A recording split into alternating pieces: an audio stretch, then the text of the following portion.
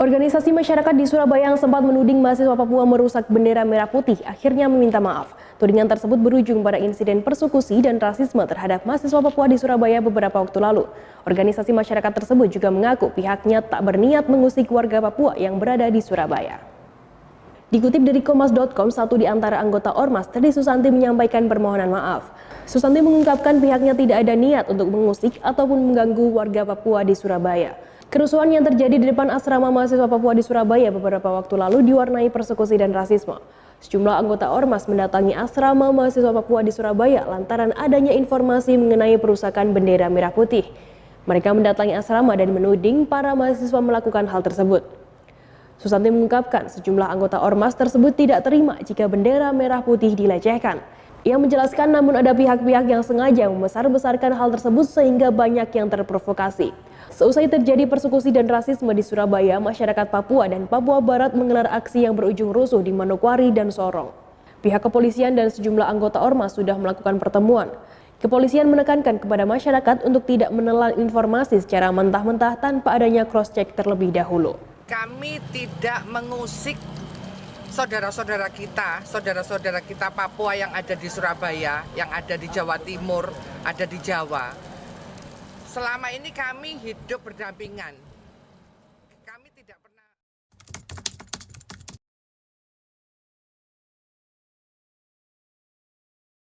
Sering sekali kami mengalami rasisme, diskriminasi, itu kami sudah sangat sering sekali yang terjadi di sekitar lingkungan dan bahkan sampai di kampus-kampus juga. Itu sempat ada ibu dosen yang mengatakan kepada saya bahwa itu kenapa ya kalian orang Papua badannya bau, dekil, terus ketika kami ngobrol itu kami susah untuk bernafas kayak gitu. Kami kuliah di sini karena yang kami pikir kami masih berada di negara ini, kami masih ya istilahnya kami masih berada di negara Indonesia, jadi kami datang kuliah di sini. Kalau saya melihat konflik yang di Surabaya, sebagai saya punya kawan-kawan juga Papua di sana, yang pertama hati saya terpukul gitu dengan sebutan ya monyet istilahnya. Saya Matius Wonda. Perkenalkan, nama saya Anastasia Marian. Perkenalkan, nama saya Ika Mulaid. Perkenalkan, saya Mikael Dabi. Awalnya karena ekonomi keluarga susah, mau mendaftar di kuliahan susah. Tapi karena bersyukur waktu itu ada tes, akhirnya saya ikuti tes itu, akhirnya saya mendapatkan beasiswa. Lalu saya kuliah di Jakarta sini. Sempat saya cerita ke bapak saya kalau saya ingin kuliah di Jakarta. Dan pertanyaan pun sama disampaikan, kalau mengapa kamu kuliah di sana seperti itu. Dan jawaban saya ingin punya pengalaman yang lebih baru dan lebih baik lagi di sana, karena melihat dari setiap persoalan yang selalu terjadi di atas tanah Papua ini membuat konsentrasi kita untuk belajar ini akan berkurang.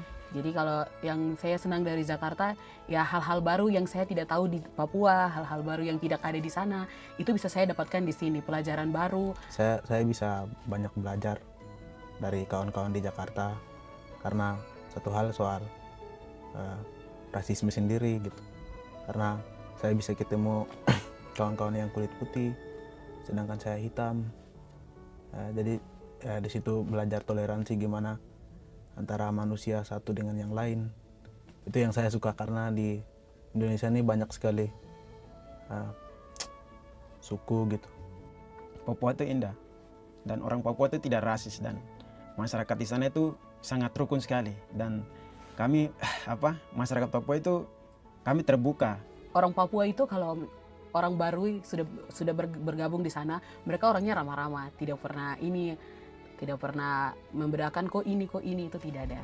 Maksudnya kamu dari Jawa jadi kalian beda, tidak. Di sana tuh kita saling sayang. Hal kasih itu di Papua sangat besar. Kawan-kawan Indonesia sendiri tidak tahu Papua itu berapa suku, berapa bahasanya, dan juga seberapa luas. Sehingga di sini saya mau katakan bahwa Papua tuh ada Papua Barat dan Papua.